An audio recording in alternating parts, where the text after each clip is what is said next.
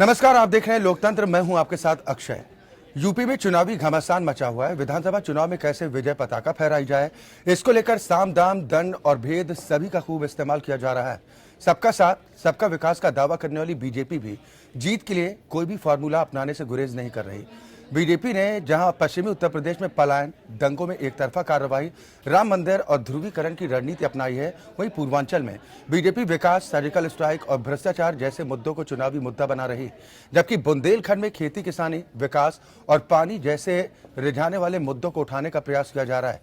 इतना ही नहीं, बीजेपी के स्टार प्रचारकों को भी जरूरत के हिसाब से इस्तेमाल करने का बीजेपी का प्लान है। वहीं सपा और कांग्रेस गठबंधन भी अपने स्टार प्रचारकों के जरिए माहौल बनाने की कोशिश में जुटी हुई। लेकिन स्टार प्रचारकों की लिस्ट से कद्दावर नेता रहे शिवपाल सिंह यादव का नाम बाहर। कांग्रेस की रणनीति है कि बीजेपी पर अटैक किया जाए। नोटबंदी से लेकर सभी राष्ट्रीय मुद्दों को लेकर निशाना साधने की तैयारी है।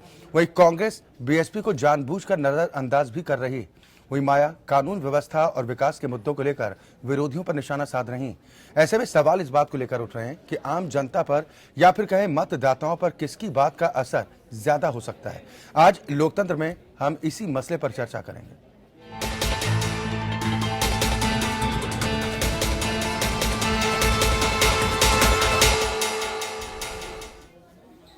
या तो यूपी का चुनावी रण जीतने के लिए सभी पार्टियां अपनी अपनी रणनीति तैयार कर चुनाव प्रचार में जी जान से जुट गई। बीजेपी ने राज्य में अपनी जीत सुनिश्चित करने के लिए हर चरण में अलग अलग मुद्दे उठाने और अलग अलग अंदाज के स्टार प्रचारकों को मैदान में उतारने की रणनीति अख्तियार की। बीजेपी ने कलह से बचने के लिए सीएम का चेहरा घोषित करने के बजाय मोदी के नाम पर चुनाव लड़ने का फैसला किया। वहीं दूसरी पार्टियों से तोड़कर लाए गए नेताओं पर भी बीजेपी ने दांव लगाया। ऐसी ही रणनीति दूसरी पार्टियों की तरफ से भी अख्तियार की जा रही है। सवाल इस बात को लेकर उठ रहे हैं कि आम जनता आखिर किसकी बातों पर ज्यादा यकीन करेगी, क्योंकि उत्तर प्रदेश में चुनाव को लेकर सियासी घमासान तो मचा हुआ ही है। विधानसभा चुनाव में कैसे विजय पताका फहराई जाए, इसको लेकर साम दाम दंड भेद सभी का खूब इस्तेमाल भी किया जा रहा है। सबका साथ सबका विकास का दावा करने वाली बीजेपी अब जीत के लिए किसी भी फॉर्मूले से गुरेज नहीं कर रही। बीजेपी ने जहां पश्चिमी उत्तर प्रदेश में मतदाताओं को रुझाने के लिए पलायन, दंगों में एक तरफा कार्रवाई, राम मंदिर और ध्रुवीकरण की रणनीति अख्तियार की, वहीं पूर्वांचल की बात की जाए तो बीजेपी ने विकास, सर्जिकल स्ट्राइक और भ्रष्टाचार जैसे मुद्दों को चुनावी मुद्दा बना लिया है। जबकि बुंदेलखंड में खेती किसानी, विकास और पानी जैसे रिझाने वाले मुद्दों को बीजेपी भुनाने का प्रयास कर रही है। इतना ही नहीं, बीजेपी ने स्टार प्रचारकों को भी जरूरत के हिसाब से इस्तेमाल करने का प्लान तैयार किया है। वहीं सपा और कांग्रेस गठबंधन भी अपने स्टार प्रचारकों के जरिए माहौल को बनाने की कोशिश में जुटी है। लेकिन स्टार प्रचारकों की लिस्ट से कद्दावर नेता रहे शिवपाल सिंह यादव का नाम बाहर है। कांग्रेस की रणनीति है कि बीजेपी पर अटैक किया जाए। नोटबंदी से लेकर सभी राष्ट्रीय मुद्दों को हवा देने की कोशिश कांग्रेस की तरफ से की जा रही है। वहीं कांग्रेस बीएसपी को जानबूझकर नजरअंदाज करने का प्रयास भी कर रही है। जबकि बीएसपी सुप्रीमो मायावती कानून व्यवस्था और विकास के मुद्दों को लेकर विरोधियों पर जमकर निशाना भी साध रही हैं। यूपी का चुनावी रण जीतने के लिए सभी पार्टियां अपनी रणनीति तैयार कर प्रचार करने में जुट गई हैं। आज हम इसी मसले पर चर्चा करेंगे और सवाल इसी बात को लेकर उठ रहे हैं कि आखिर आम जनता पर किसका असर होगा और आम जनता किस पर भरोसा करे। इसी पर चर्चा करेंगे। सभी खास मेहमान हमारे साथ जुड़ गए हैं। सबसे पहले अपने दर्शकों की मुलाकात अपने आज के मेहमानों से कराते हैं। मेरे साथ नोएडा स्टूडियो से मुन्ना कुमार शर्मा जी जुड़े हैं। आप राष्ट्रीय महासचिव हैं हिंदू महासभा के। लखनऊ स्टूडियो से कई खास मेहमान हैं। सुरेंद्र राजपूत जी हैं, आप प्रवक्ता हैं यूपी कांग्रेस। संजीव सिंह जी हैं, भारतीय जनता पार्टी को रिप्रेजेंट करेंगे, बीजेपी के प्रवक्ता हैं। वरिष्ठ पत्रकार प्रदीप कपूर जी हमारे साथ हैं। अनिल दुबे, प्रवक्ता आरएलडी हमारे साथ हैं। साथ ही all India Muslim law board के सदस्य और जाने माने अधिवक्ता जफर याब जिलानी साहब हमारे साथ मौजूद हैं और हमारे मैनेजिंग एडिटर विनय राय जी इस चर्चा में शामिल हैं। बहुत स्वागत है आप सभी मेहमानों का हमारे साथ इस कार्यक्रम में शामिल होने के लिए। शुरुआत सबसे पहले प्रदीप जी मैं आपसे करना चाहूंगा। यूपी का रण बड़ा भीषण होगा। जो तस्वीरें इस वक्त देखने को मिल रही हैं, जो अंदाज देखने को मिल रहा है, ये बात तो तय है। अब जो रणनीति सभी सियासी दलों की तरफ से बनाई जा रही है कि चुनाव पर किस तरह से अपना जो कब्जा है वो मजबूत किया जाए, पकड़ मजबूत की जाए। सबसे पहले बीजेपी के बारे में जानना चाहूंगा। बीजेपी जो रणनीति अख्तियार कर रही है वो रणनीति कैसे देखते हैं आप?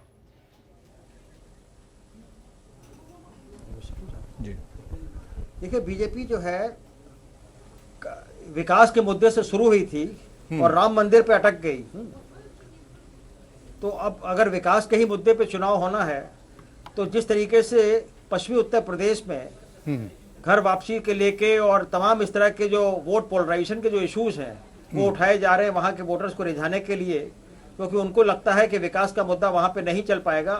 और जो वहाँ पर उत्तर प्रदेश में, पश्चिमी उत्तर प्रदेश में जिस तरह से दंगों की राजनीति हुई है, दंगे हुए हैं और दंगों का ही माहौल वहाँ पे रहा है, और उसका फायदा जो है, और उसको मतलब एक तरीके से मतलब रिझाने के लिए, भुनाने के लिए इस तरह के मुद्दे लाए गए हैं। क्योंकि बात तो विकास की हुई थी, लेकिन इस तरह के मुद्दे जो है वहाँ पे उठाए जा रहे हैं।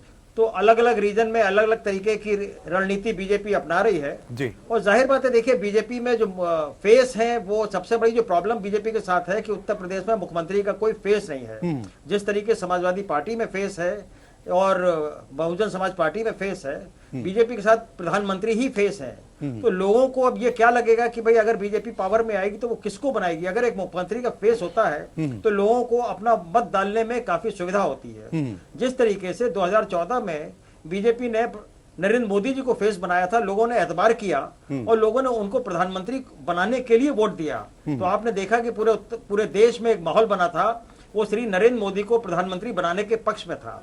उत्तर प्रदेश में चूंकि बीजेपी का कोई फेस नहीं है, तो मुझे लगता है कि इसकी एक प्रॉब्लम आएगी। लोग कहेंगे कि भाई ठीक है, प्रधानमंत्री तो नरेंद्र मोदी जी हैं, यहाँ कौन है। यानी यही वो तमाम चीजें आपको नजर आ रही जिसके चलते बीजेपी हर क्षेत्र के लिए अलग अलग तरीके से रणनीति अख्तियार कर रही है। संजीव सिंह जी, आप लोग तो सबका साथ सबका विकास की बात करते हैं ना, विकास की बात करते थे कि हम विकास के मुद्दे पर आगे बढ़ेंगे। ऐसा क्या हुआ जब आपको अपने मुद्दे बदलने पड़ रहे हैं? अक्षय जी, हमने कहा मुद्दा बदला। उत्तर प्रदेश जैसे बड़े राज्य में जहां पिछले 15 वर्षों से लगातार कुशासन का दौर चला है जी। ऐसे में जनता के जिन मुद्दों से सरोकार है वो सारे मुद्दे हमारे मुद्दे हैं। चाहे वो विकास का मुद्दा हो, चाहे वो बेरोजगारी का मुद्दा हो, चाहे वो अपराध का मुद्दा हो, चाहे वो भ्रष्टाचार का मुद्दा हो, चाहे वो बिजली का मुद्दा हो, चाहे वो सड़क का मुद्दा हो, हर वो मुद्दा जिससे जनता त्रस्त है वो हमारे लिए मुद्दा है, हमारे लिए सिरोधार्य है। और ऐसे हर मुद्दे को हम उठा रहे हैं, लगातार जनता की जो आकांक्षाएं हैं उनको आवाज दे रहे हैं, और यही हमारा कर्तव्य है, यही हमारा दायित्व है और यही हमारा अधिकार भी है। ये तो आपने घोषणा पत्र की बात कर दी संजीव सिंह जी, यदि देखेंगे ये तो जो बीजेपी का लोक कल्याण संकल्प पत्र है ना, ये तो आपने उस बात का जिक्र कर दिया कि हम इन विकास के मुद्दों पर आगे बढ़ेंगे। पश्चिमी उत्तर प्रदेश की हम बात कर रहे हैं, पलायन के मुद्दे को भी अब हवा देने की कोशिश की जाएगी कि पलायन हुआ है, इसको लेकर हम मुद्दा बनाएंगे। दंगों में एक तरफा कार्रवाई को लेकर भी रणनीति आप लोग, राम मंदिर का जिक्र बार बार कर रहे हैं। जब आप लोग एक तरफ, या तो स्पष्ट कर दीजिए कि हमारा जो मंदिर मुद्दा है वो हमारे प्रमुख एजेंडा है। एक तरफ आप कहते हैं कि मामला सर्वोच्च अदालत में है, जो फैसला होगा वो सर्वमान्य होगा, दूसरी तरफ आप लोग इस तरह की बयानबाजी करते हैं। अक्षय जी, दुनिया का 5वां सबसे बड़ा देश सरीखा उत्तर प्रदेश, इस प्रदेश में बहुत से मुद्दे हैं और लोकल अलग अलग जगह पे आप जाते हैं तो एरिया स्पेसिफिक मुद्दे हैं। जब आप पश्चिम उत्तर प्रदेश में जा रहे हैं तो वहां पे कुछ जिलों में, और जिसके ऊपर भारतीय जनता पार्टी ने लगातार आवाज उठाई, कुछ जिलों में अपराधी तत्वों ने, वर्ग विशेष ने वर्तमान सरकार के साथ मिलकर के उसकी शय पर वोट बैंक की राजनीति को बढ़ावा देने के लिए लोगों को हैरास किया है, प्रताड़ित किया है, जिसके चक्कर में लोग पलायन करने को मजबूर हुए। उत्तर प्रदेश जैसे राज्य में अगर इस तरह का पलायन अगर जरूरी हो जा रहा है, लोग पलायन के लिए मजबूर हो रहे हैं, ये शर्म की बात है और भारतीय जनता पार्टी इसको बिल्कुल बर्दाश्त नहीं करेगी और इसके ऊपर हमने लगातार आवाज उठाई है। और ये मुद्दा अपने आप में ठीक है। सुरेंद्र राजपूत जी, बात करते हैं राम मंदिर की बात करते हैं। जी जी, हाँ, अपनी बात पूरी कर लीजिए संजीव जी। जी, जब आप राम मंदिर की बात करते हैं, राम मंदिर करोड़ों हिंदुओं की, पूरे विश्व में फैले हुए हिंदुओं के लिए आस्था का विषय है। हमारे भाई सुरेंद्र जी के लिए भी आस्था का विषय है, हमारे भाई अनिल जी के लिए भी आस्था का विषय है, हर व्यक्ति के लिए आस्था का विषय है। तो उस विषय के ऊपर भी हम एक लड़ाई लड़ रहे हैं और लड़ते रहेंगे। लेकिन जैसा कि हमने संकल्प पत्र ने कहा कि भारत के संविधान, और भारतीय जनता पार्टी संविधान का आदर करने वाली पार्टी है, हमारा कोई इतिहास नहीं रहा है हमारे मित्र कांग्रेस पार्टी की तरह। इसीलिए तो हम सवाल उठा रहे हैं ना संजीव सिंह जी, सवाल हम इसीलिए उठा रहे हैं कि मंदिर के मुद्दे को चुनाव के वक्त हवा क्यों दी जाती है, जब मामला आप लोग खुद कह रहे हैं कि आप संविधान पर यकीन रखते हैं, तो संविधान के भरोसे छोड़ दीजिए, अदालत के भरोसे छोड़ दीजिए फैसला। सुरेंद्र राजपूत जी, बीजेपी कह रही कि हम क्षेत्र के हिसाब से, ठीक है सर, आऊंगा संजीव जी, आऊंगा आपके पास।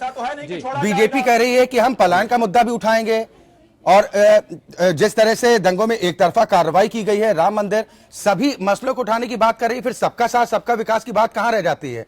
और जब ये कह रहे हैं कि कुछ लोग हैं जो जिनके इशारों पर पलायन भी हुआ, इनकी पार्टी के भी कई नेता हैं जिनके नाम सामने आए। सुरेश राणा क्या कर रहे हैं, संगीत सोम जैसे नेता क्या कर रहे हैं? नहीं मैं जी बिल्कुल आपसे अक्षय सही कह रहे हैं। ये सारी बातें बहुत अच्छी अच्छी कहते हैं ना। इकबाल का वो पुराना शेर नहीं है कि इकबाल बड़ा मनमोहक है, मन बातों से मोह लेता है, गुफ्तार का गाजी बन तो गया, किरदार का गाजी बन न सका। मंदिर मुद्दे की बात, पलायन मुद्दे की बात, पलायन का मुद्दा ये उत्तर प्रदेश में करते हैं और कश्मीर में भूल जाते हैं।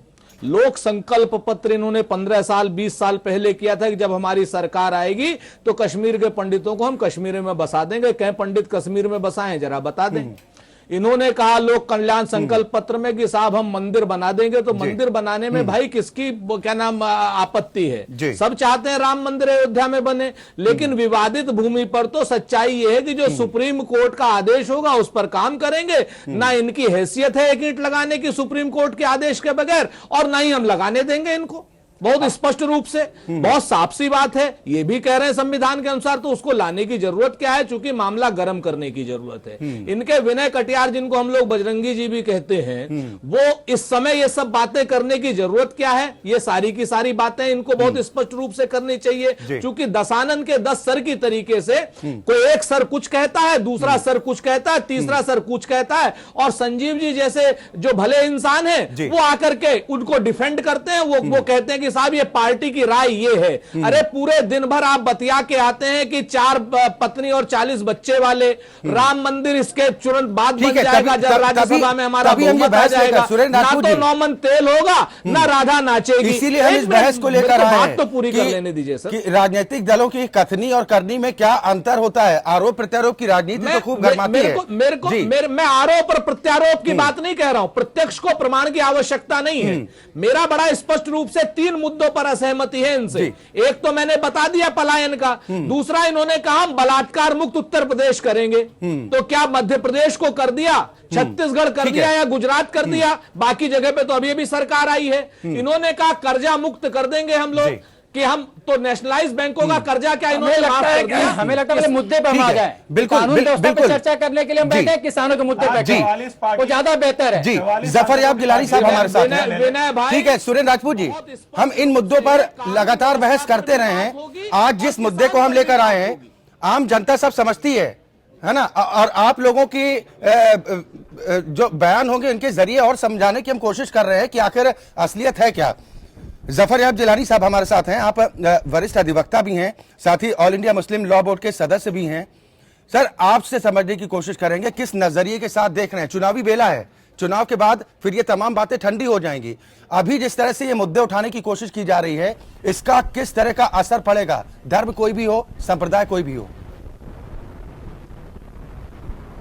देखिए पहले तो आप मुझको जो आपने इंट्रोड्यूस किया पर्सनल लॉ बोर्ड के मेंबर के हैसियत से, तो बोर्ड कोई सियासी ऑर्गेनाइजेशन नहीं है, वो कोई कमेंट सियासी नहीं कर सकता है। लिहाजा उसके हैसियत में मैं कुछ नहीं कह पाऊंगा इस डिबेट में। मुझसे ये बताया गया था कि कोई विनय कटियार साहब का बयान आया है राम मंदिर के बारे में, उस पर कोई डिस्कशन है। यहाँ तो डिस्कशन बिल्कुल पॉलिटिकल है जी। अगर नहीं सर, हमारा जो विषय है, हम मंदिर मुद्दे को जिस तरह से हवा दी जा रही है, आप इस मामले में इन्वॉल्व रहे काफी वक्त से, हम आपसे समझने की कोशिश कर रहे हैं कि आखिर वस्तुस्थिति क्या है।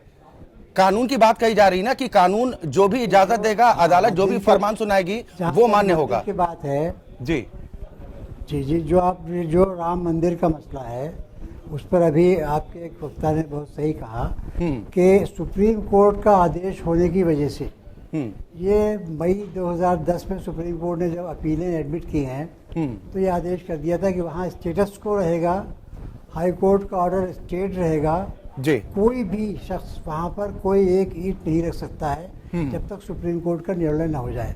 तो ये जो बयान दिया जाता है जी, कुछ लोगों की तरफ से जो बीजेपी के हों या विश्व हिंदू परिषद के हों, इसके 2 मकसद होते हैं जी। एक तो वो जो जिन लोगों से वायदा किया गया था कि हम हुकूमत में आएंगे तो हम राम मंदिर फौरन बनवा देंगे, उनको सेटिस्फाई करना मकसद होता है। और दूसरा बहुत अहम मकसद सियासी ये होता है कि किसी भी तरीके से मामले को कम्युनलाइज किया जाए, माहौल को कम्युनलाइज किया जाए, कम्युनल टेंशन पैदा किया जाए ताकि इलेक्शन में उसका फ़ायदा हो सके।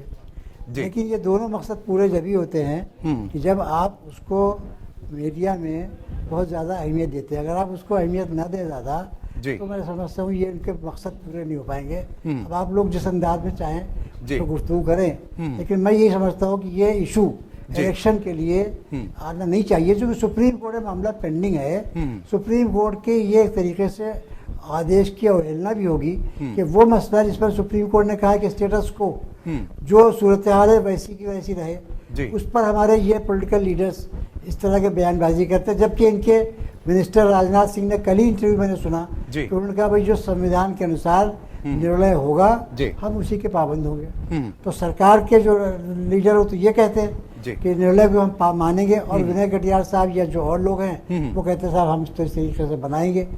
तो ये जो है मेरा ख्याल से ऐसी बात कहना मुनासिब नहीं है। ठीक है विनय जी, जैसा भी जिलानी साहब की तरफ से कहा गया कि जानबूझकर चुनाव के वक्त में इस तरह के मुद्दे को हवा दी जाती है ताकि इसका प्रभाव वोटर्स पर पड़े, ध्रुवीकरण की राजनीति की जाती है। क्या बीजेपी के सीनियर नेता उनके संज्ञान में नहीं आता कि इस तरह से नेता बयानबाजी करते रहते हैं? आप मना कीजिए। नहीं, मना क्यों करना है? अगर आप देखें तो विनय कटियार वो नाम है जिन्होंने प्रियंका गांधी के बारे में एक आपत्तिजनक बयान दिया। उस समय स्टार कैंपेनर नहीं थे, लेकिन बयान के बाद जिस तरह से चर्चा हुई लोगों को लगा ये एक उपयुक्त प्रत्याशी है स्टार कैंपेनर में रखे जाने के लिए, उसका स्टार कैंपेनर में आ गए। ये पूरे XYZ सबको अगर पता है कि कानून के हिसाब से बनेगा, आम राय से बनेगा या संसद में कानून बना के बनेगा, ये आपको पता है कि ये मसला अयोध्या राम जन्मभूमि का जो है सीधे तौर पर ये एक इमोशनल मुद्दा है, चाहे वो अल्पसंख्यक समुदाय के लोग हो या बहुसंख्यक समुदाय के लोग हों, लेकिन सबने मिलकर तय किया है कि हम एक भाईचारे के साथ अयोध्या में रहेंगे। तो यही कारण है कि जितना भी विश्व हिंदू परिषद का आंदोलन हुआ पूरे देश से छोड़िए अयोध्या के लोगों ने नकारा। और आज की तारीख में चाहे हनुमानगढ़ी के महंत हो चाहे सामान्य तौर पर जितने भी संत महात्मा अयोध्या में हैं वो आंदोलन के खिलाफ हैं, वो नहीं चाहते हैं कि किसी भी तरह से अयोध्या का माहौल बिगाड़ा जाए। और यही कारण है कि 1990 और 91 के बाद से ऐसे हालात तो जितने पैदा नहीं हुए, चाहे वो त्रिशूल बांटे गए हो चाहे प्रज्वलिन तोगड़िया का जाकर के वहां पे उन्माद फैलाने की उस समय कोशिश की गई हो, क्योंकि हर एक सामान्य भारतीय चाहता है कि सौहार्द कायम रहे। लेकिन चंद लोग जिनकी कह सकते हैं जो पूरी पब्लिसिटी है या पूरी जो उनकी उत्पत्ति है कहीं के उग्र भाषा के चलते हैं और विनय कटियार की जो उत्पत्ति है बजरंग दल के चलते हैं, वो जानते हैं कि जब हम इस तरह के बयान देंगे तो कहीं ना कहीं पब्लिसिटी में आएंगे, उस बात पर चर्चा होगी। और अगर ऐसे बयानों से बचना चाहते हैं तो उस व्यक्ति को भारतीय जनता पार्टी ने स्टार कैंपेनर में क्यों डाला? तो उनको पता है कि पहला और दूसरा चरण इंपॉर्टेंट है। अगर हम कहीं से पोलराइज करने की कोशिश करेंगे तो इसका सीधा फायदा भारतीय जनता पार्टी को हो सकता है, सिर्फ उसका परिणाम है। ये बात मान के चलिए कि इस बयान का अयोध्या पे कोई असर नहीं पड़ता, मथुरा पे कोई असर नहीं पड़ता। तो शुद्ध रूप से पहले और दूसरे जिसका बार बार हम जिक्र करते हैं मुजफ्फरनगर, शामली, मेरठ, उसके लिए सारे बयानबाजी का दौर चल रहा है। जफर साहब एक बार फिर मैं आपके पास आना चाहूंगा। इस तरह के बयान जो आते हैं चुनावी बेला में, जैसा कि आपने भी कहा कि आपने गृह मंत्री के बयान को सुना, वो भी यही बात कह रहे हैं कि कोर्ट में मामला जब चल रहा है कोर्ट का जो निर्णय होगा वही मान्य होगा। तो दूसरे नेताओं की तरफ से जो उनकी पार्टी के अगर इस तरह बयान आते हैं तो क्या इसके पीछे भी आपको लगता है कि सोची समझी साजिश होती है? स्ट्रेटेजी है।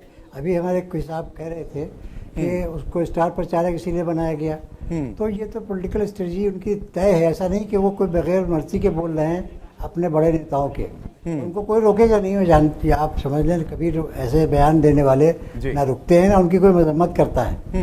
लेकिन हम तो आपको और आपके मीडिया के साथियों से यही कहेंगे कि आप इन बयानों की अगर बहुत ज़्यादा अहमियत न दें तो शायद वो फिर इस बयान को कर देने के बाद भी कुछ हासिल नहीं कर पाएंगे। और या इस अंदाज में आप उसको पेश करें कि ये बयान गलत है, भारतीय संविधान के अनुसार जो मर्यादा न्यायालय की, उच्चतम न्यायालय की होना चाहिए उसके भी अनुरूप नहीं है। और डेमोक्रेसी के लिए किसी भी तरह ऐसे बयान वो कारामद नहीं हो सकते। हाँ, डेवलपमेंट का इशू है, उस पर इलेक्शन होना चाहिए। ये धार्मिक इशूज के ऊपर कभी भी इलेक्शन नहीं होना चाहिए और धार्मिक इशू इलेक्शन में नहीं आना चाहिए। इस पर आप ही लोग बहुत बड़ा रोल प्ले कर सकते हैं, मीडिया से मुतालिक लोग। चलिए मुन्ना शर्मा जी, मैं आपके पास आता हूँ। अभी हाल ही में योगी आदित्यनाथ का जिस तरीके से समर्थन पूर्वांचल में किया गया और खूब नाराजगी भी जाहिर करने की कोशिश की गई थी उनके सो कॉल्ड संगठन की तरफ से, हालांकि दिखावे के तौर पर भले ही कहा जा रहा है कि उन्होंने कहा कि कार्रवाई होगी ऐसे लोगों के खिलाफ जो डिमांड इस तरह की कर रहे हैं, तो क्या ये रणनीति है कि तवज्जो पार्टी में नहीं मिल रही है तो विनय कटियार को पता है कि किस तरह सुर्खियां बटोरनी है और सपोर्ट में आप लोग हैं। देखिए, ये चाहे राम मंदिर का मुद्दा हो, चाहे धारा 370 का मुद्दा हो, चाहे समान नागरिक संहिता का मुद्दा हो, ये भाजपा के लिए केवल चुनावी मुद्दा है। 1980 में भारतीय जनता पार्टी बनी, उस समय से ही इसके एजेंडे में ये सारे मुद्दे रहे, लेकिन भाजपा ने आज तक इसमें से किसी भी मुद्दे को लागू नहीं किया, किसी को पूरा नहीं किया।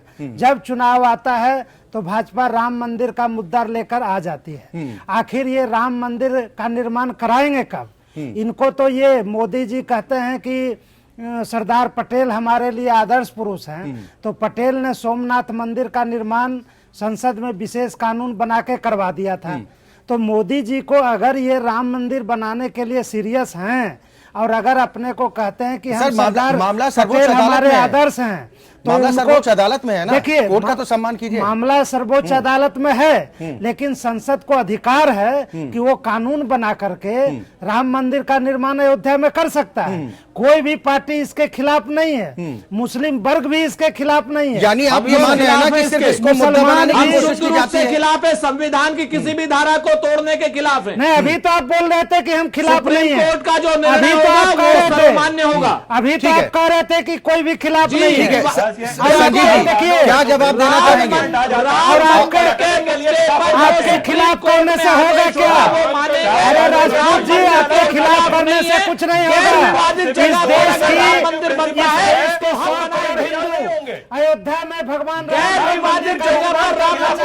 लिए हम बनाने के ठीक लिए है, तैयार है। ठीक है, ठीक है, ठीक है मुन्ना जी, मैं आपके पास आता हूँ। सुरेंद्र राजपूत जी, मैं आपके पास भी आता हूँ। सर, इस तरह से बहस का कोई निष्कर्ष नहीं निकलेगा, इस तरह से बहस का कोई निष्कर्ष नहीं निकलेगा। सर ठीक है, ठीक है, ठीक है मुन्ना जी, थोड़ा इंतजार कीजिए। संजीव सिंह जी, पहली तो इस बात का जवाब दीजिए जो मुन्ना शर्मा जी की तरफ से सवाल उठाया गया, यानी उनके मुताबिक ये साफ है कि बीजेपी सिर्फ राम मंदिर मुद्दे को भुनाने की कोशिश करती है चुनाव के दौरान। ये तो आपके सहयोगी संगठन है ना। ये कहते हैं मंदिर वही बनाएंगे, लेकिन तारीख नहीं बताएंगे। तारीख तो बताइए, कब बनाइएगा? सर, कोर्ट के पास मामला जी। अक्षय जी, देखिए दो विषय है। राम मंदिर का मुद्दा हाईकोर्ट में चल रहा था, वकीलों ने उसको रिप्रेजेंट किया, हमारे रविशंकर प्रसाद जी भी उसमें थे। हाई कोर्ट से हमें विजय प्राप्त हुई। उसके बाद जो दूसरा पक्ष था वो सुप्रीम कोर्ट में चला गया। सुप्रीम कोर्ट ने फिलहाल के लिए उस पर स्टे लगा दिया है। हम उसको फास्ट ट्रैक कराने का हम प्रयास कर रहे हैं, और हम ये पूर्ण रूप से हमें विश्वास है कि करोड़ों हिंदुओं की आस्था के प्रश्न पर सुप्रीम कोर्ट का जजमेंट भी हमारे पक्ष में आएगा। मैं इससे इतर एक बात बोलना चाहूंगा कि किस तरह की चीज को हम करना चाहते हैं। ठीक है कि इसका अगर आप निर्णय मुन्ना जी, मैं आता हूं। नवाबों ने अयोध्या में हनुमानगढ़ी को कुछ अपनी जमीन इनके पास थी, एक्स्ट्रा जमीन इन्होंने दी। उसी हनुमानगढ़ी के संरक्षण में एक मस्जिद थी, वह मस्जिद जीर्ण शीर्ण हो गई। अभी कुछ दिन पहले की बात है कि हनुमानगढ़ी ने अपने फंड से उस मस्जिद का पुनर्निर्माण का कदम उठाया है। तो सर, ये वो चीज है जो भारत में यदि शामिल हो सर, जाए, यही बात तो हो रही है जी अगर एक कदम हमारी तरफ बढ़ा दे, सद्भाव के साथ तो निष्कर्ष निकाला जाए। और आप लोग कह रहे हैं कि मामला कोर्ट में है, तो कोर्ट का जो फैसला होगा वो सर आंखों पर होगा, तो कोर्ट के फैसले का इंतजार कीजिए। ठीक है, ठीक है सर, सुरेंद्र जी की पार्टी ठीक है। नहीं है अनिल दुबे जी, हम सुरेंद्र जी की पार्टी नहीं है ना, जफरयाब जी की तरफ से है। ठीक है, ठीक है। बानों पर सुप्रीम कोर्ट का जजमेंट आ जाए तो संविधान संशोधन कर दिया जाए। सुरेंद्र जी के रोकने से मंदिर ठीक है। निर्माण नहीं रुकेगा। मुन्ना शर्मा जी, मंदिर का निर्माण होता रहेगा। ठीक है मुन्ना शर्मा जी, गवर्नमेंट ने दिया। ये सड़क पर भाषणबाजी नहीं हो रही है, आप अपने विचार रखिए। ठीक है संजीव जी, मैं आपके पास आता हूँ। ठीक है सुरेंद्र राजपूत जी, आता हूँ। यहाँ पर अपनी बारी का इंतजार कीजिए, जब आपको मौका मिले तो अपना पक्ष आप रखिए, ताकि लोगों को भी समझ में आए कि आप लोगों की नीति क्या है और नीयत क्या है। अनिल दुबे जी, सिर्फ पश्चिमी उत्तर प्रदेश, ठीक है संजीव जी, आता हूं। अनिल दुबे जी, पश्चिमी उत्तर प्रदेश में जिस तरह से माहौल को बनाने की कोशिश की जा रही है, चाहे चुनाव प्रचार के लिए भारतीय जनता पार्टी ने सबसे पहले मेरठ को चुना, प्रधानमंत्री पहुंचते हैं, अमित शाह पहुंचते हैं, तमाम दिग्गज नेताओं का जमावड़ा है। क्या उन 77 सीटों पर जहां पर जाट समुदाय दिशा तय करता है, उस पर निगाह लगी हुई है कि राम मंदिर के मुद्दे को भी उठा दिया जाए, कैराना के मसले को भी उठा दिया जाए? और इसके पीछे वजह यह है कि जाट समुदाय को भी लगता है कि आरएलडी शायद कुछ कर सकती थी, लेकिन वो स्थिति में नहीं है, और ऑप्शन कांग्रेस सपा को वो देखती नहीं है। ये परिस्थितियां हैं क्या? अक्षय जी, जो भारतीय जनता पार्टी की बड़ी सोची समझी रणनीति के तहत आपने जो सवाल उठाए, बहुत सोची समझी रणनीति के तहत इनके राष्ट्रीय अध्यक्ष जो दंगा कराने में माहिर, माननीय इनके प्रधानमंत्री जी, उन्होंने भी मेरठ को चुना, उन्होंने भी पश्चिमी उत्तर प्रदेश को चुना और इन्होंने वहाँ के जो मुद्दे हैं, चाहे वो मुजफ्फरनगर का कांड रहा हो, चाहे बुलंदशहर का रहा हो, चाहे वो मेरठ का रहा हो, इन्होंने पश्चिमी उत्तर प्रदेश को इन्होंने दंगे के लिए अपनी बना लिया कि हमको इसको यहाँ पे उर्वरा खाद वाद और डाल के इसको और उपजाएंगे। क्यों? लेकिन पश्चिमी उत्तर प्रदेश में कि जनता इनके किसी छलावे में इस बार नहीं आ रही है। ये जो बार बार झूठ और फरेब की राजनीति, चाहे इन्होंने राम के साथ छल करने का काम किया, राम के साथ आप इनके छल को देखने का काम करिए कि जब वो मामला सुप्रीम कोर्ट में विवादित है, जो कुछ भी निर्णय होगा सुप्रीम कोर्ट के निर्णय के आधार पर होगा। ये बात भारतीय जनता पार्टी के नेता, सारे देश के लोग इस बात को जानते हैं कि कहीं कोई पत्ता संविधान के अनुरूप नहीं हिलने वाला है। क्यों जनता को बरगलाने की कोशिश कर रहे हो? पश्चिमी उत्तर प्रदेश में दंगे की बात करना चाहते हो, दंगे को सुनियोजित रूप से कराना चाहते हो। पश्चिमी उत्तर प्रदेश नहीं, उत्तर प्रदेश की जनता ने नकार दिया है। 2 चरण के चुनाव होने जा रहे हैं। पहले राउंड में पहला और दूसरा चरण में 77 सीटों की बात नहीं कर रहा हूं, मैं दूसरा चरण की भी बात कर रहा हूं। दोनों चरणों में भारतीय जनता पार्टी का सुपड़ा साफ है। ठीक है, उसके लिए नतीजों का इंतजार करना होगा। जफर यार साहब, मैं आपके पास एक बार फिर आता हूं। ये जो तमाम कवायदें की जा रही हैं, सब सियासी जो घोड़ा गणित है, सिर्फ इस बात को लेकर है कि कैसे मुनाफा कमाया जाए, कैसे वोटर्स को अपने पाले में किया जाए। जैसा हम पश्चिमी उत्तर प्रदेश का जिक्र कर रहे हैं कि बीजेपी कह रही कि हम पलायन के मुद्दे को उठाएंगे और साथ ही जो फर्जी मुकदमों में लोगों को फंसाया गया, ये जानबूझकर इस तरह के मामलों को हवा देने की कोशिश की जा रही है। ध्रुवीकरण की राजनीति की जा रही है इस बात को लेकर कि राम मंदिर का मुद्दा उठा दीजिए, कम से कम कुछ वोटर्स उनके साथ जुड़ जाएंगे। देखिए, मैंने आपसे तो पहले ही कहा ये बात कि ये जानबूझ करके उठाया जा रहा है और गलत बयानी भी की जा रही है। अभी कोई साहब बोल रहे थे, उन्होंने कहा कि साहब ये पार्लियामेंट जो है उस पर कानून बना देगी। सेटिल लॉ है कि सुप्रीम कोर्ट या हाई कोर्ट के जजमेंट को जो फैक्ट पर बेस्ड है उसको रिवर्स नहीं किया जा सकता है। तो अगर कैसा होता तो आप पर कानून पेश हो गया होता। दूसरी बात आपने कही साहब हनुमानगढ़ी कोई मस्जिद, कोई वहाँ मस्जिद है नहीं हनुमानगढ़ी में, ऐसी बातें उठाई जा रही हैं। और फिर आपका फैसला से हमारा दूसरा पक्ष चला गया। 3 अपीलें तो आपने की है। वहाँ भगवान श्री राम लला की तरफ से अपील है जी, वहाँ हनुमान, वहाँ निर्भय खाड़ा की तरफ से अपील है, वहाँ राजेंद्र सिंह की तरफ से अपील है। अगर आपके अपना फैसला था तो आप क्यों अपनी अपील रखी है? तो ऐसी गलत बयानी करके लोगों को गुमराह करते हैं और उसके बाद चाहते उसका फायदा उठा लें। वकीलें सबके 8 अपीलें वहाँ पर हैं, 3 लोगों की तरफ से अपीलें हैं। हाँ, हिंदू महासभा की अपील है, 4 अपीलें इनकी तरफ से जी। तो अगर इनके हक में फैसला था तो अपील करने क्यों गए? अपील उन्होंने की है, नहीं तो ये भी फैसले के खिलाफ है। जफर साहब, आपसे इससे पूरे मामले की जफर साहब रखा है। अब उसके बाद आप इंतजार करिए, सुप्रीम कोर्ट में बहस करवाइए। हमने कई मरतबा कहा कि अब सेंट्रल गवर्नमेंट जब चाहे सुप्रीम कोर्ट से अप्रोच करे, एप्लीकेशन दे कि इसकी सुनवाई हियरिंग कर दी जाए। अगर सुप्रीम कोर्ट मानता है तो इसकी सुनवाई 1 साल में खत्म हो जाएगी। आज तक सेंट्रल गवर्नमेंट ने वहाँ एप्लीकेशन नहीं दी। ठीक है विनय जी, ये लोग चाहें, विनय जी, जो बातें जफरयाब साहब की तरफ से कही जा रही हैं कि एक तरफ आप सांप्रदायिक सौहार्द की बात करते हैं, दूसरी तरफ इस तरह की बयानबाजी करते हैं, तो क्यों ना समझा जाए कि चुनाव के समय में ध्रुवीकरण की जो खेती से खड़ी हुई सांप्रदायिकता की फसल है उसको काटने की तैयारी बीजेपी कर रही है, सिर्फ यही मंसूबा है। देखिए, सबसे पहले तो एक बात बता दूं, संजीव जी ने जो बात कही कि हनुमानगढ़ी का एग्जाम्पल देते हुए कि वहां के मंत्री ने क्यों किस तरह से मस्जिद निर्माण का पहल किया और उसी तरीके से सब लोग करें तो कितना अच्छा होगा जी। तो मैं एक बात यहाँ करेक्ट कर दूं कि 2001 से मैं लगातार अयोध्या जाता रहा हूँ और ज्ञानदास जो उसके महंत हैं उनकी 2001 से एक बयान भी भारतीय जनता पार्टी और विश्व हिंदू परिषद के समर्थन में आप नहीं पाएंगे।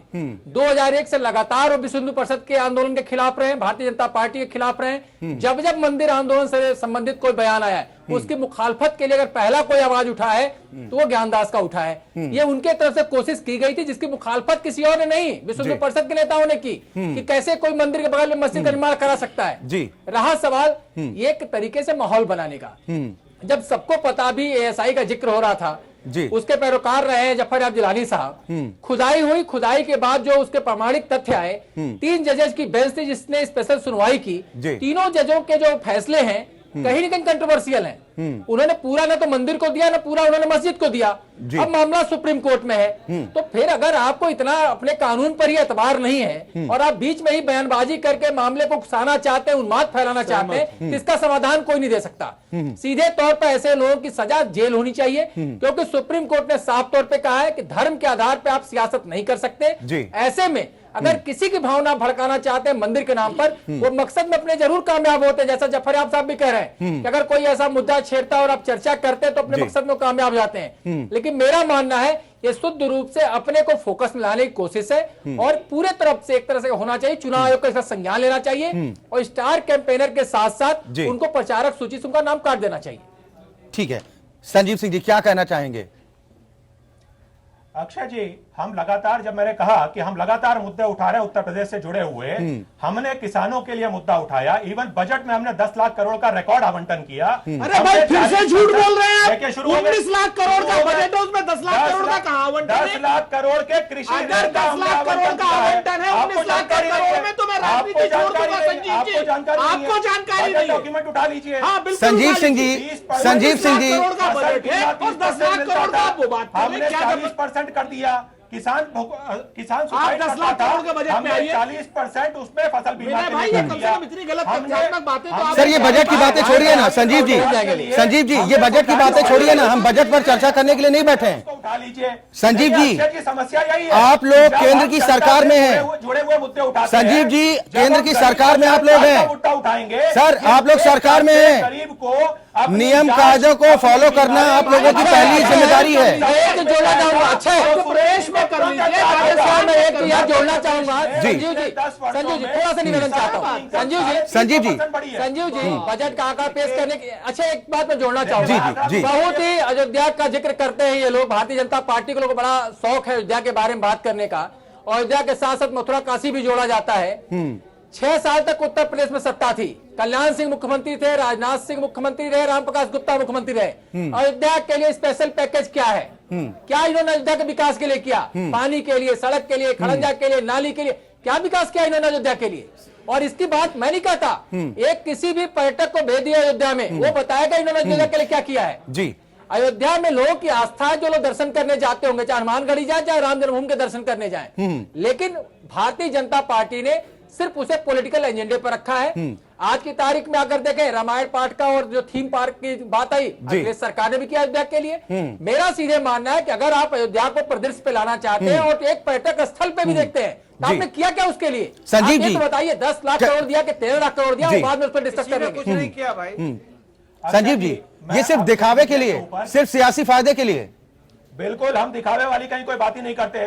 तो सर कोई पैकेज की घोषणा हुई क्या? कमिटमेंट सामने ऑनर करते हैं जी। सर किसी विशेष पैकेज की घोषणा आज तक की गई?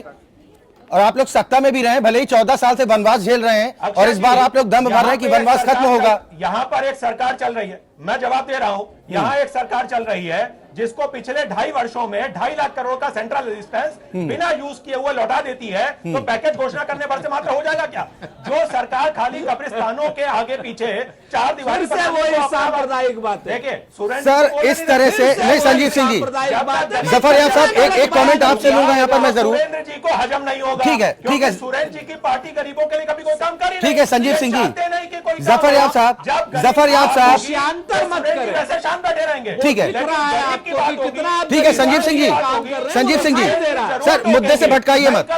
संजीव सिंह जी प्लीज, इसको चुनावी सभा मत बनाइए, प्लीज प्लीज, निवेदन है, निवेदन है। संजीव सिंह जी, जफर याब साहब, मैं आपके पास आता हूँ। देश की सरकार, ठीक है संजीव जी, संजीव जी, रोकिए, संजीव सिंह जी, सर मुझे आपकी आवाज बंद करानी पड़ेगी, प्लीज प्लीज, अपनी बारी का इंतजार कीजिए। संजीव सिंह जी, अपनी बारी का इंतजार कीजिए। जफर याब साहब, मैं एक फाइनल कमेंट आपसे जरूर लेना चाहूंगा।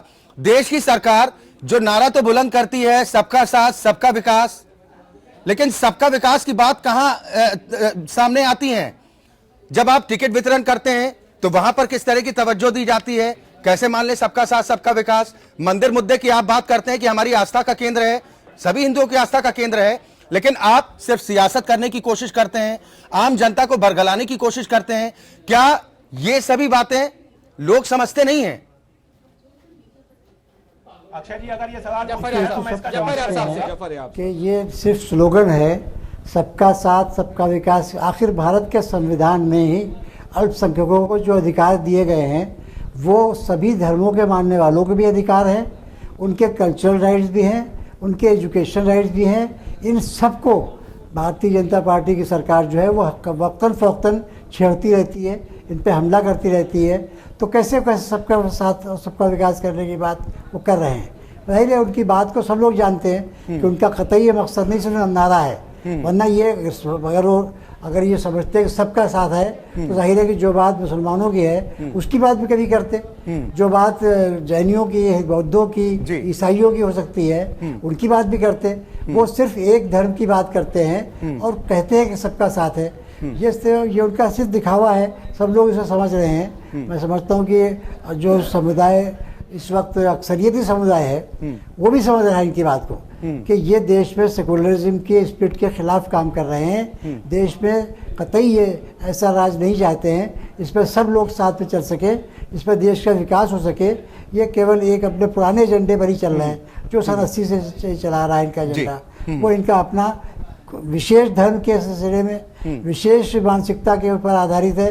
वो कतई सब धर्मों का आदर करने वाला नहीं है, वो कतई अल्पसंख्यकों के अधिकारों का आदर करने वाला नहीं है। यही वजह है कि इनके इस तरह के बयान आते हैं। चलिए, बिल्कुल, बहुत शुक्रिया जफर याब जिलानी साहब हमारे साथ इस चर्चा में शामिल होने के लिए। तो सवाल इसी बात को लेकर उठ रहे हैं कि अल्पसंख्यक के से क्या सिर्फ इसी बात से जोड़कर देखना चाहिए कि अल्पसंख्यक समाज मतलब सिर्फ मुस्लिम समुदाय? अल्पसंख्यकों में और भी तमाम धर्म के लोग आते हैं। क्यों सबके साथ सबके विकास की बात कही जाती है, लेकिन जब बात बराबरी की आती है तो वहां पर कहीं ना कहीं पक्षपात करने की कोशिश की जाती है। एक ब्रेक के लिए रुक रहे हैं, सभी मेहमान हमारे साथ बने हुए हैं।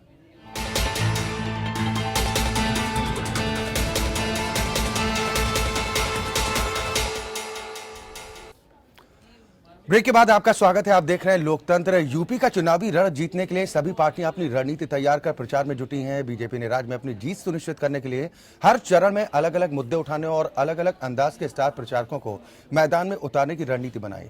बीजेपी ने कलह से बचने के लिए मुख्यमंत्री का चेहरा घोषित करने के बजाय मोदी के नाम पर चुनाव लड़ने का फैसला किया।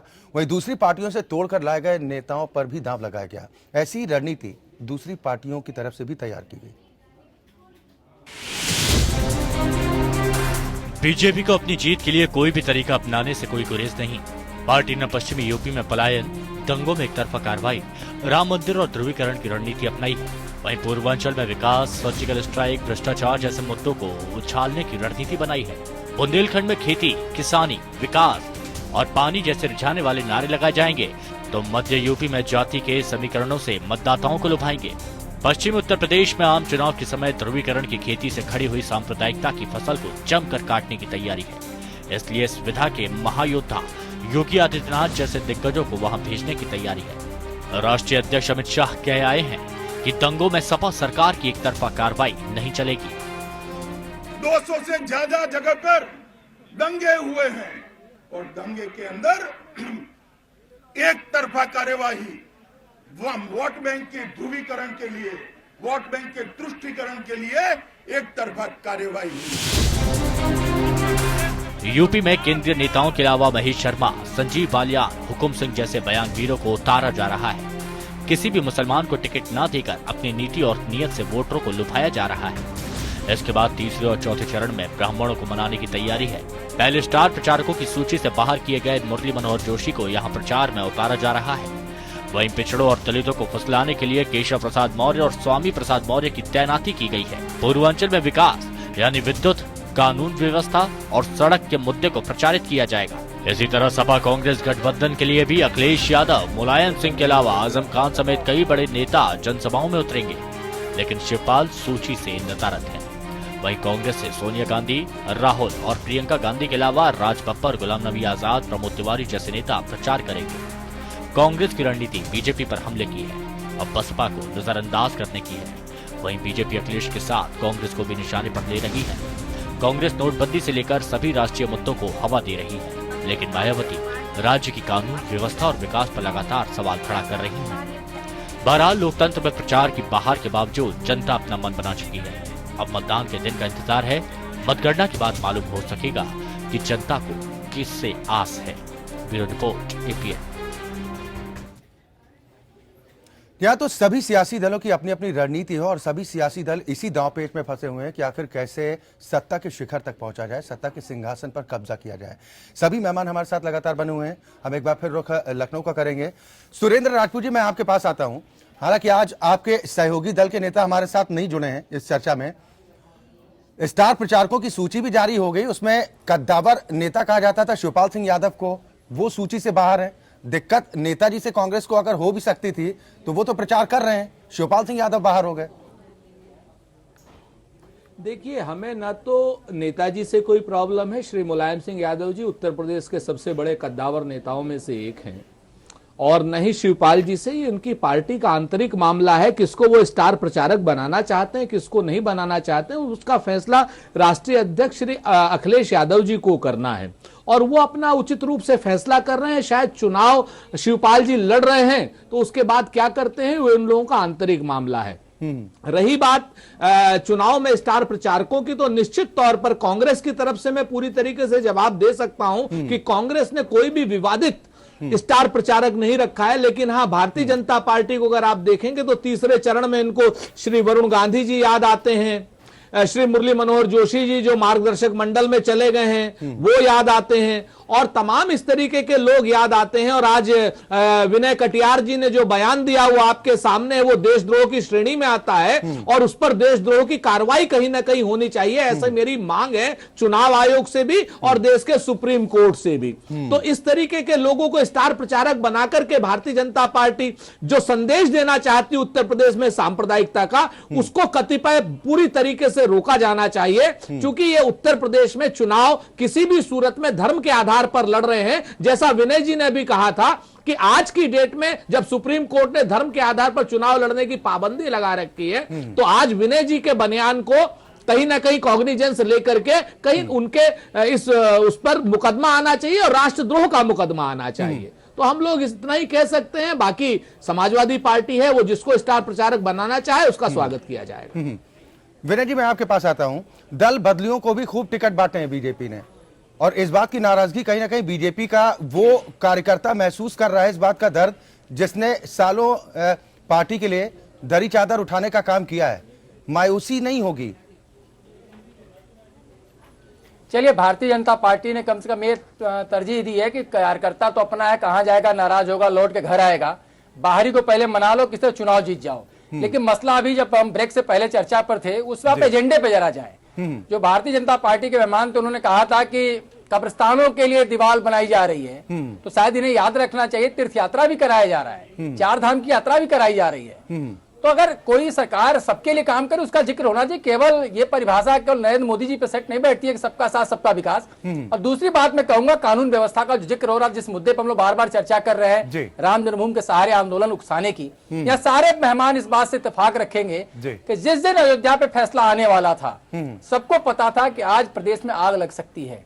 लेकिन मैं कहूंगा उस समय जो तत्कालीन सरकार थी बसपा की, उसकी जो मुखिया थी, या उनका डर कहें या उनका कानून व्यवस्था पर नियंत्रण कहें, एक पत्थर भी किसी प्रदेश के कोने से चलने की आवाज नहीं आई। इसमें जनमानस का भी सहयोग था, और खास तौर से जो उन्माद की राजनीति करते हैं जो लोग, उनको भले ही उम्मीद रही हो, लेकिन प्रदेश की जनता ने, देश की जनता ने ऐसी राजनीति करने वालों को नकारा था। तो मैं कह सकता हूं कि कानून व्यवस्था सबसे बड़ा मुद्दा है, और उसमें सबसे बड़ा मुद्दा है कि आपसी सौहार्द कैसे कायम रहेगा, किस सरकार पर जनता एतबार करेगी, कैसे आगे बढ़ेगी, जनता के विवेक पर हम छोड़ते हैं। लेकिन इतना तय होना चाहिए कि किसी भी दल को, किसी भी दल के नेता को इस बात की आजादी नहीं होनी चाहिए कि कम से कम आग लगाने की कोशिश करे, या ऐसा कोई काम या ऐसा बयान दे जिससे आग भड़क उठे।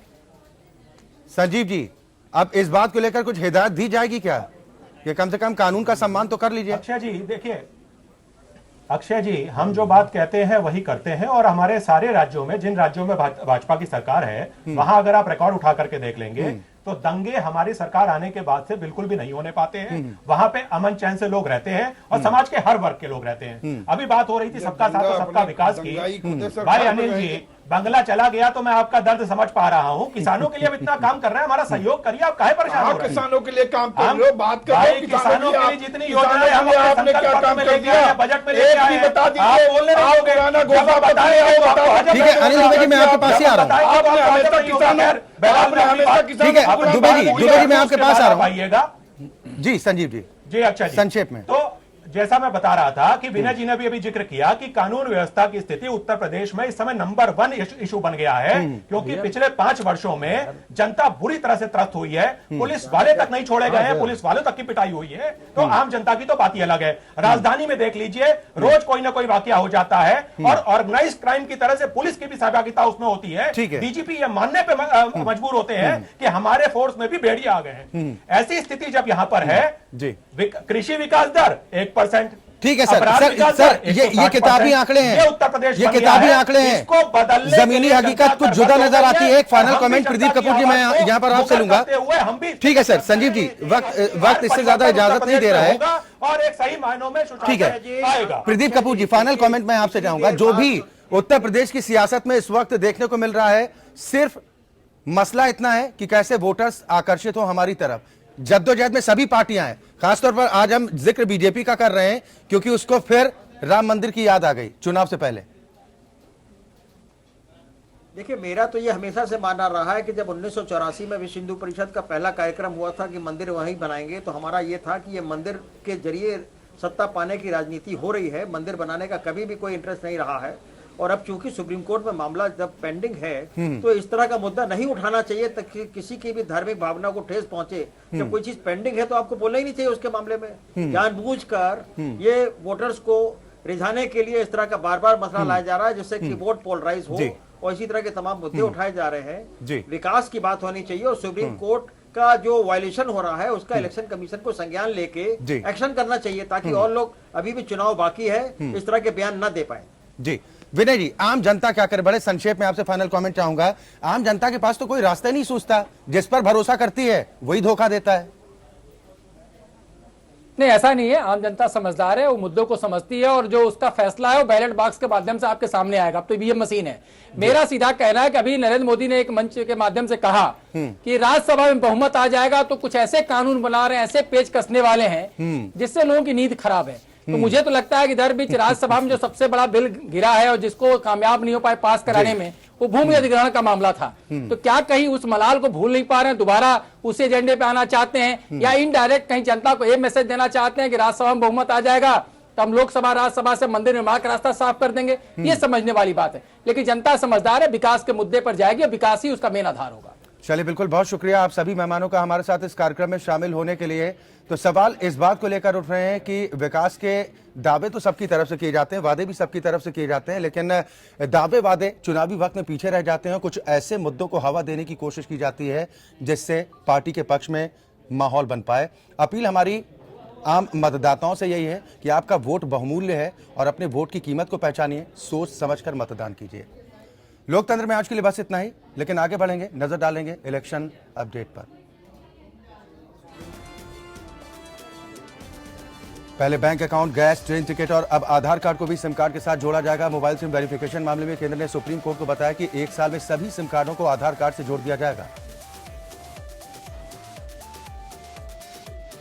तमिलनाडु की पूर्व मुख्यमंत्री स्वर्गीय जयललिता के खिलाफ आय से अधिक संपत्ति के मामले में सुप्रीम कोर्ट 1 हफ्ते के अंदर अपना फैसला सुनाएगा।